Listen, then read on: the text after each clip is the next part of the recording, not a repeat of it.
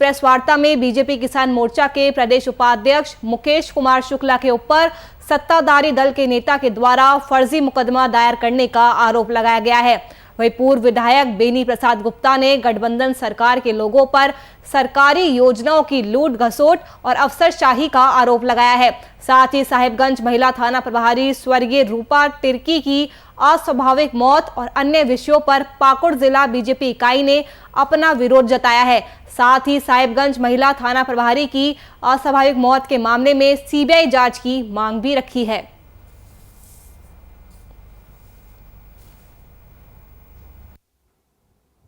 शिक्षकों की मृत्यु हुई है।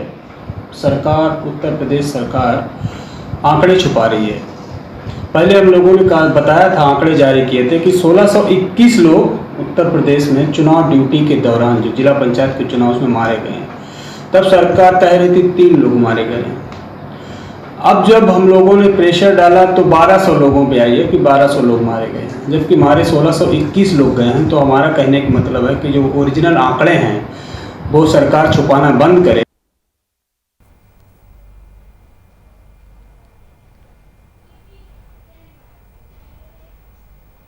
नीति आयोग ने सतत विकास के लक्ष्यों पर अपनी तीसरी रिपोर्ट 2020 से 21 जारी कर दी है। इस रिपोर्ट में राज्यों और संघ प्रशासित क्षेत्रों की सामाजिक, आर्थिक और पर्यावरणीय स्थिति पर प्रदर्शन का आकलन किया जाता है। इस रिपोर्ट में झारखंड की स्थिति अच्छी नहीं है। झारखंड नीचे से दूसरे स्थान पर है, तो वही केरल सबसे टॉप पर है। तो वही पड़ोसी राज्य बिहार की बात करें तो वो भी सबसे निचले पायदान पर है, जिसे लेकर विपक्ष वर्तमान सरकार पर लगातार हमला बोल रहा है। इसी क्रम में बीजेपी का कहना है कि लगभग 1.5 सालों का समय बीत गया है। कहा गया विकास का मॉडल, सरकार को इसे चैलेंज के रूप में लेना चाहिए।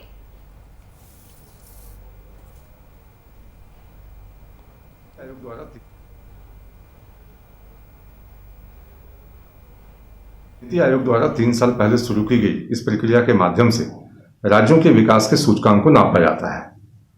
सामाजिक, आर्थिक, पर्यावरण के क्षेत्र में राज्य किस स्तर पर प्रगति कर रहा है, उसके अलावे अलग अलग पैरामीटर्स हैं, इंडिकेटर्स, जिसके माध्यम से राज्यों के विकास की प्रगति का आकलन किया जाता है।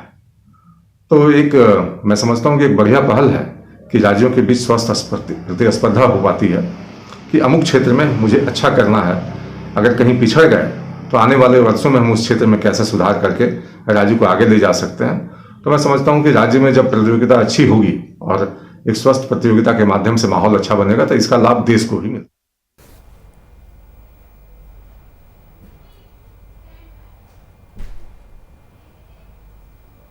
बीजेपी के एमएलसी तुन्ना पांडे के द्वारा मुख्यमंत्री नीतीश कुमार को परिस्थितिवश मुख्यमंत्री करार दिए जाने के बाद बीजेपी से तुन्ना पांडे को निष्कासित किए जाने के फैसले को कांग्रेस विधानमंडल दल के नेता अजीत शर्मा ने दुर्भाग्यपूर्ण बताया है।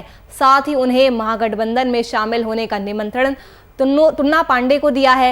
इस दौरान कांग्रेस विधायक ने बीजेपी और प्रधानमंत्री नरेंद्र मोदी पर जमकर निशाना साधते हुए कहा कि जब कोई नेता आवाज उठाता है तो उसे दबाने के लिए उसे पार्टी से ही निकाल दिया जाता है। उन्होंने मुख्यमंत्री को पत्र लिखकर बिहार के अस्पतालों में अच्छी व्यवस्था करने की भी मांग की है।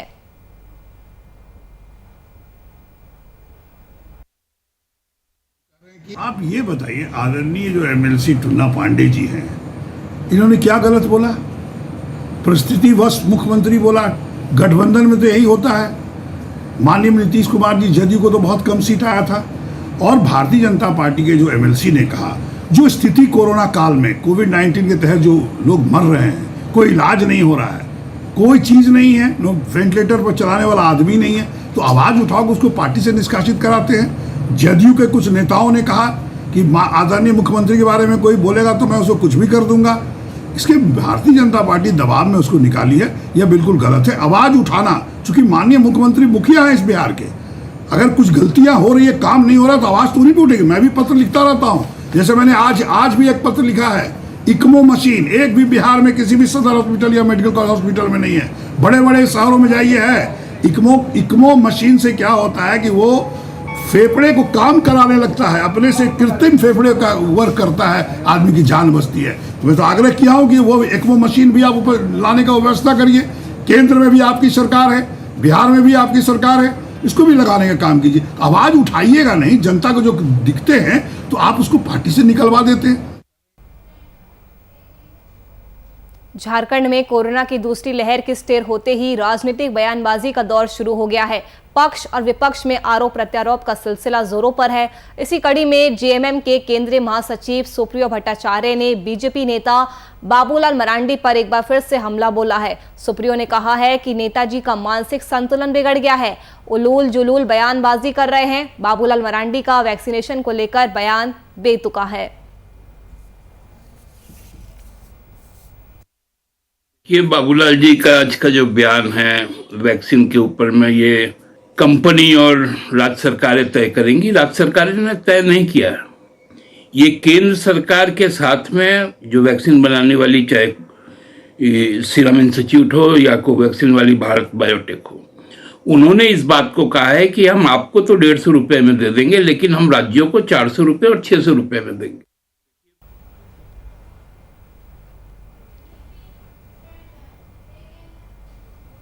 मुजफ्फरपुर एसएसपी जयंतकांत के नेतृत्व में शहीद खुदीराम बोस केंद्रीय जेल के विभिन्न वार्डों में छापेमारी की गई। इस दौरान बंदी वार्ड से किसी भी तरह की प्रतिबंधित सामग्री नहीं मिली, जिसे लेकर जेल प्रशासन को एसएसपी ने कई दिशा निर्देश दिए हैं। एसएसपी जयंतकांत ने बताया कि गृह मंत्रालय के निर्देश पर छापेमारी की गई है। बता दें कि वर्तमान में मुजफ्फरपुर सेंट्रल जेल में हरियाणा और पंजाब के कई शराब माफिया और गैंगस्टर बंद है, साथ ही कई नक्सली भी जेल में है। छापेमारी के दौरान जेल अधीक्षक, जेल अधीक्षक, सभी डीएसपी और कई थाने की पुलिस और पुलिस लाइन में अतिरिक्त बल मौजूद है। जेल में सुबह 5 बजे से रेड की गई है और इसमें सभी जो बैरक्स में रेड की गई। जो भी सामान मिला है, आपत्तिजनक सामान अभी तक कुछ मिला नहीं है और जो सामान मिला हुआ है उसकी समीक्षा करके कार्रवाई की जा रही है।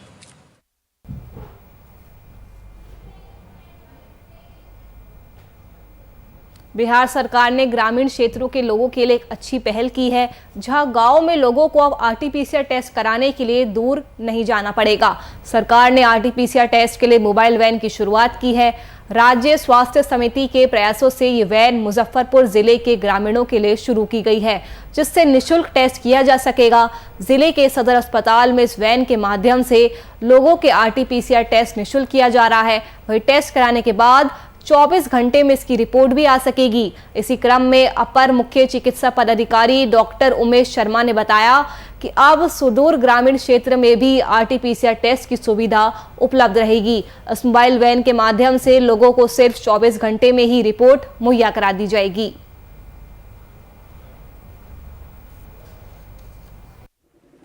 ब्लॉक वाइज और उन लोगों को समय रहते ही उनको रिपोर्ट भी दे देंगे। कितनी देर में रिपोर्ट प्राप्त हो जाएगी? 24 घंटे के अंदर। कुल कितने वैन आई हैं? संख्या नहीं बता सकते हैं, लेकिन हर एक ब्लॉक में जाएंगे।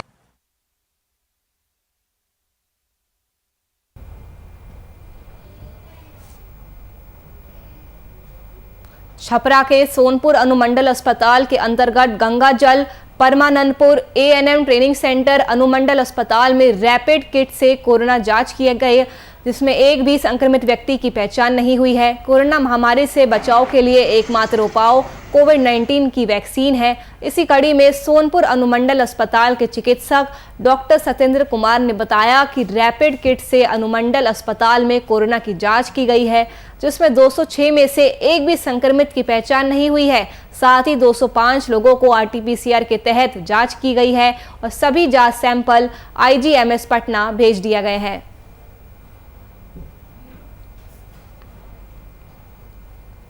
पाँच कराया गया और रेट 206 हुआ है, जो ANM training school Sonpur, Parmanandpur, गंगाजल और सब डिविजनल हॉस्पिटल में सोनपुर में हुआ है।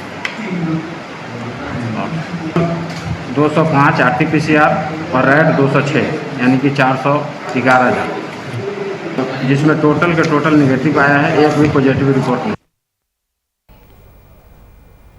मुंगेर के मर्चेंट नेवी में कार्यरत इंजीनियर नीलेश और अंकित, दो चचेरे भाइयों ने आपदा को अवसर में बदलकर लॉकडाउन में स्वरोजगार आरंभ कर कई ग्रामीणों को रोजगार दिया। दरअसल तारापुर ब्लॉक के मोहम्मदपुर निवासी नीलेश कुमार और अंकित कुमार पेशे से मर्चेंट नेवी में 4th इंजीनियर के पद पर थे, लेकिन लॉकडाउन के कारण अमेरिका के लिए वीजा नहीं बन पाया, जिसके बाद अपने ही धरा पर स्वरोजगार आरंभ करने की योजना बनाई ताकि इन्हें भी रोजगार मिले और ग्रामीण जिन्हें लॉकडाउन के कारण रोजगार नहीं मिल पा रहा है उनको भी उपलब्ध कराया जा सके।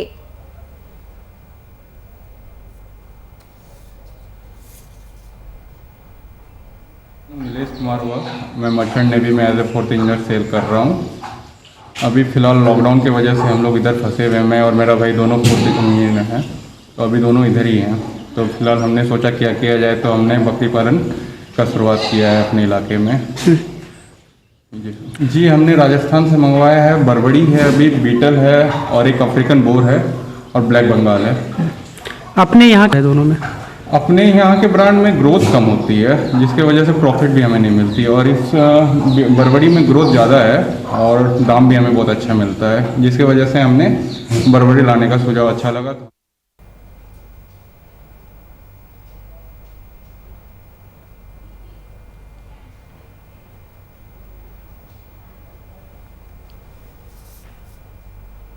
भागलपुर नगर निगम क्षेत्र के मोहल्लों में पहुंचकर टीका एक्सप्रेस के जरिए वैक्सीनेशन अभियान की शुरुआत हो गई है। वहीं देर रात पटना से भागलपुर पहुंचे 5 टीका एक्सप्रेस वाहन की तरफ से विभिन्न मोहल्लों और गलियों में सैकड़ों लोगों को वैश्विक महामारी कोरोना वायरस के संक्रमण से बचाव को लेकर टीका दिया गया। साथ ही टीका लगवाने के लिए जागरूक भी किया गया। वहीं सिविल सर्जन ने भी आम लोगों से संक्रमण से बचाव को लेकर सरकार और जिला प्रशासन की तरफ से दिए जाने वाले टीके को लगाए जाने की बात कही।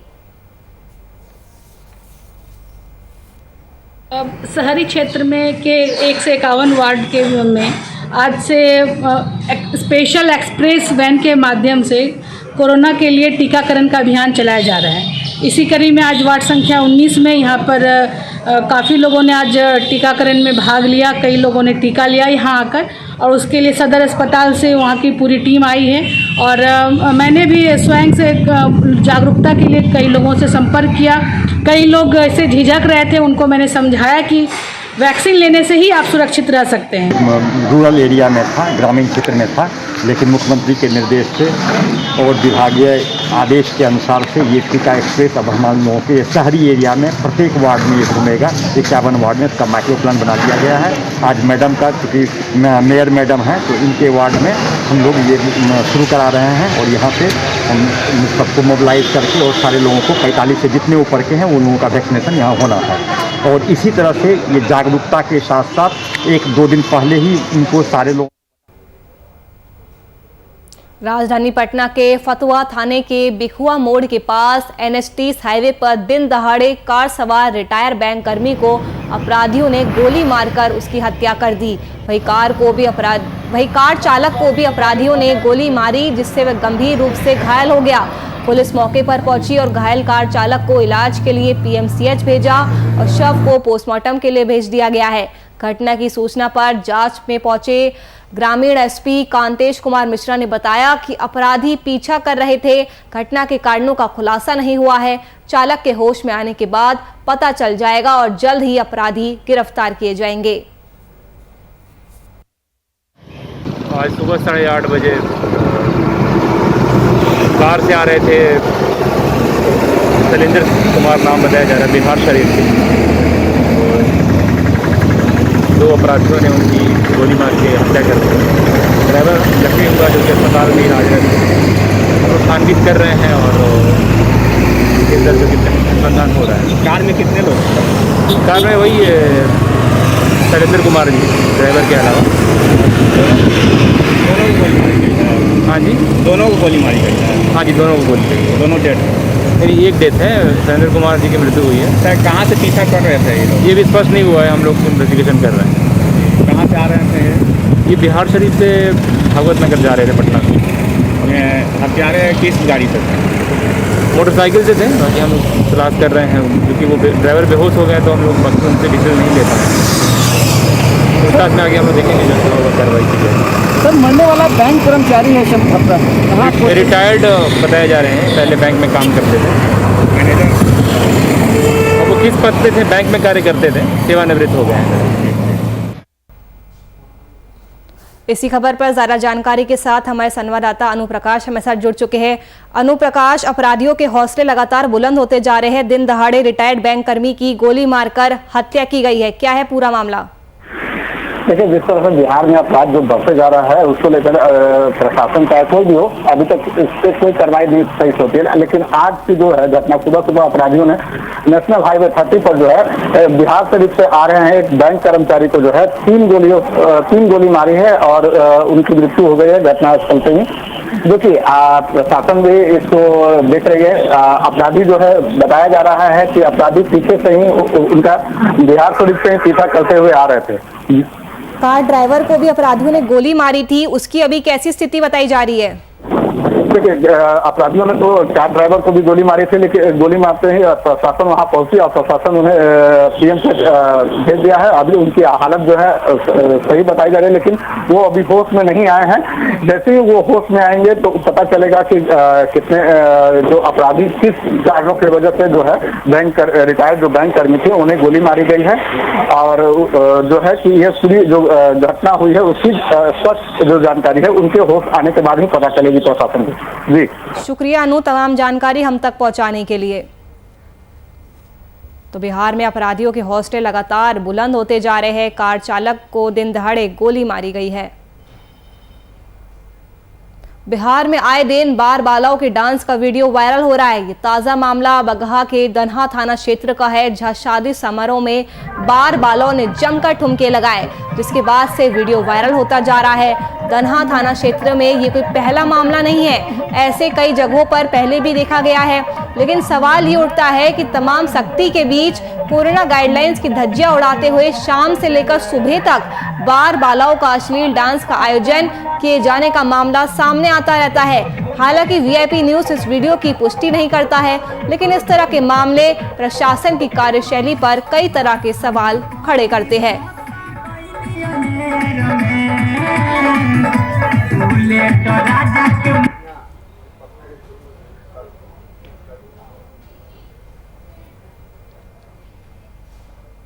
दुमका पुलिस को बड़ी सफलता हाथ लगी है, जब दुमका पुलिस ने मानव तस्कर गिरोह का बड़े रैकेट का धर दबोचा है। सभी गिरफ्तार आरोपी यूपी के बताए जा रहे हैं, जो दुमका के एक दलाल के सहारे गरीब लड़कियों को शादी का लोभ देकर लड़कियों को यूपी और हरियाणा ले जाते थे। वहीं दुमका पुलिस को ये सूचना मिली थी, जिसके बाद तत्परता से कार्रवाई करते हुए पुलिस ने छापेमारी कर इन लोगों को पेट्रोल पंप के पास से गिरफ्तार कर लिया है। फिलहाल गिरफ्तार लोगों को पुलिस जेल भेजकर आगे की कार्रवाई में जुट गई है।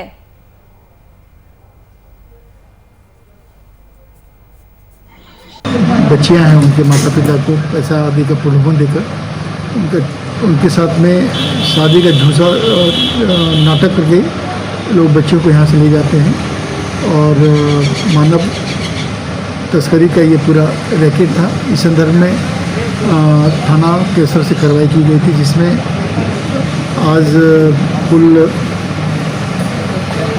7 आदमियों को गिरफ्तार किया गया है, जिसमें से एक यहाँ का लोकल है जो बिचौलिया है, और ये लोग बिचौलिया को छोड़कर बाकी सभी लोग यूपी झांसी के रहने वाले हैं। और इनके साथ एक एर्टिगा। मुजफ्फरपुर में एक व्यक्ति को अपने पालतू कुत्ते की पिटाई करना और बीमार पड़ने पर इलाज नहीं कराना महंगा पड़ गया। जानवरों के लिए कार्य करने वाली एक स्वयंसेवी संस्था के सचिव ने पशु अत्याचार अधिनियम के तहत युवक के खिलाफ मिठनपुरा थाने में केस दर्ज कराया है। हालांकि संगठन के सचिव को एफआईआर दर्ज कराने में कई परेशानियों का सामना करना पड़ा। पूर्व केंद्रीय मंत्री सह एनिमल एक्टिविस्ट मेनका गांधी को ईमेल किया और उनकी पहल के बाद ही एफआईआर दर्ज की गई। ये मामला एक सुमन शेखर हैं, एक एनजीओ चलाते हैं बेजुबानों की आवाज़, उनके द्वारा एक लिखित आवेदन दिया गया है कि राजकुमार आनंद मार्ग स्कूल बीएमपी माली घाट के द्वारा अपने पालतू कुत्ता को जो उसके शरीर में कीड़ा पड़ गया है और उसको सही से इलाज नहीं कराते हैं। तो इसके आवेदन के आधार पर पशु क्रूरता की धारा 11C के तहत FIR दर्ज की गई है, अनुसंधान की जा रही है, अगली कार्रवाई की जाएगी। अभी से मतलब 4 दिन पहले उस गली से लेके आया था, मेरा भी पेट है सेम लहासा ब्रीड का है, उसको उस गली से लेके आ रहे थे। फिर मतलब ये सेम मतलब उसी गली में इसका घर है, किस साइड में, कौन सा स्कूल है वो, हाँ आनंद मार्केट डायरेक्ट अपोजिट में इसका घर है। तो ये कॉर्नर में बंधा हुआ था, मतलब आप डायरेक्टली उनको रोड पे से क्लियरली नहीं देख सकते किसके साथ हुआ क्या था। और उनके एरिया में उतना स्पेस ही नहीं है कि सही से बैठ भी पाए, स्कूटी के टायर के साथ बहुत सटा हुआ था। तो जितना वो दिखाई दिया कि मतलब उसका कंडीशन सही नहीं था उस टाइम में, वो इसका आँख उस टाइम विजिबल नहीं था, देख नहीं पाया। फिर सेकेंड डे फिर मेरा पेट का नाम वाइफ है, फिर उसको लेके उधर ही गए थे देखने के लिए, तो ये हल्का हल्का बात कर रहा था। थर्ड डे जब गए तो उसको देखे कि रोड पे ये रखा हुआ था और उसका बस एक पानी का जो कंटेनर था वो था, जिसमें पूरा फुल मतलब फंगस पूरा उस पानी के कंटेनर में था। हम लोगों ने उनसे ओनर से बात करने की, समझाने की कोशिश करी कि सर आप जब इस ब्रीड को पाल रहे हैं या किसी भी जानवर को अपने पास रखते हैं तो वो एक फैमिली मेम्बर की तरह होता है। तो जैसे आप अपने फैमिली मेम्बर को प्रॉब्लम होता है तो आप ट्रीट कराते हैं, वैसे ही अभी आपको भी ज़रूरत है कि आप इनको भी ट्रीट कराएं। तो बट उन्होंने हमसे आर्गूमेंट करने लगे कि नहीं हमारे पास जब पैसे नहीं है हम नहीं कराएंगे, और XYZ रीजन हमें दिए। हमने बोला कि इसके खिलाफ भी सख्त कानून है, तो हम आपकी मदद करने को रेडी हैं। अगर आप इसको लेके चल के सारी चीज़ करवाना चाह रहे हैं तो हम करने को रेडी हैं। सरसा के नए बाजार में दिल दहलाने वाली घटना घटी है। दरअसल बिजली विभाग प्राइवेट मानव बल के भरोसे चलता है। सुखासन निवासी सुजीत बीते दिन विभाग के आदेश अनुसार लाइन ठीक करने के लिए पोल पर चढ़ा ही था कि लाइन आ गई और वो पोल पर ही लटका रह गया, जिसके बाद देखते ही देखते वह अफरा-तफरी का माहौल हो गया। बड़ी मुश्किल के बाद प्राइवेट मिस्त्री को उतारा गया और आनन फानन में उसे अस्पताल ले जाया गया। बिजली विभाग की इतनी बड़ी लापरवाही से ग्रामीणों में आक्रोश है। वहीं बिजली विभाग की माने तो तार छू लेने से ये घटना घटी है।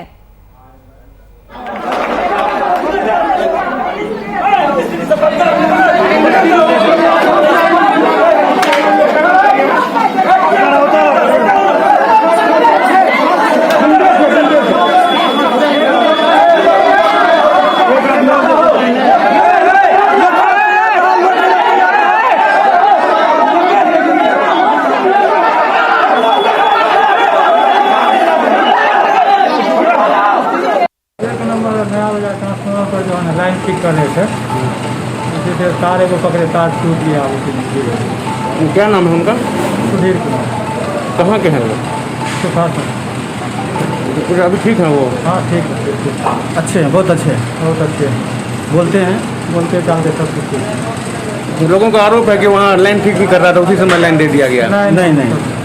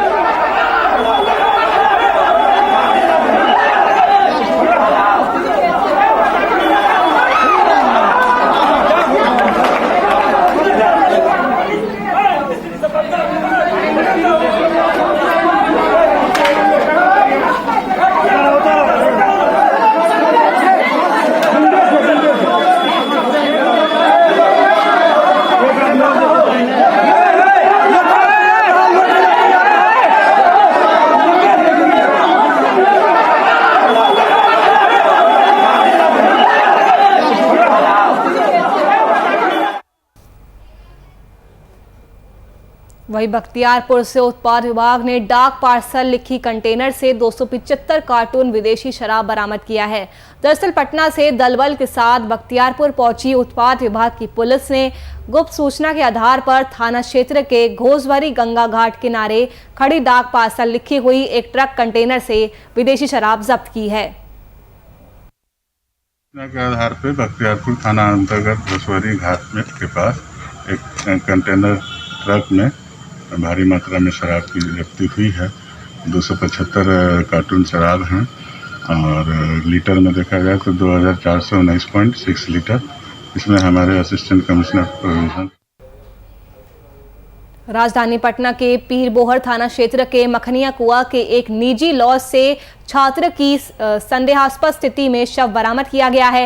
ये छात्र बिहार के पूर्णिया जिले का रहने वाला बताया जा रहा है। वहीं मृतक छात्र विजय कुमार पटना में रहकर जनरल कंपटीशन की तैयारी कर रहा था। बंद लॉज से दुर्गंध आने पर स्थानीय लोगों को शक हुआ, जिसके बाद पुलिस को इसकी सूचना दी गई। सूचना के बाद मौके पर पहुंची पुलिस ने मृतक छात्र के परिजनों को इस घटना की सूचना दी। चलिए फिलहाल के लिए इस बुलेटिन में इतना ही। देश और दुनिया की तमाम खबरों के लिए आप देखते रहिए VIP न्यूज़। नमस्कार।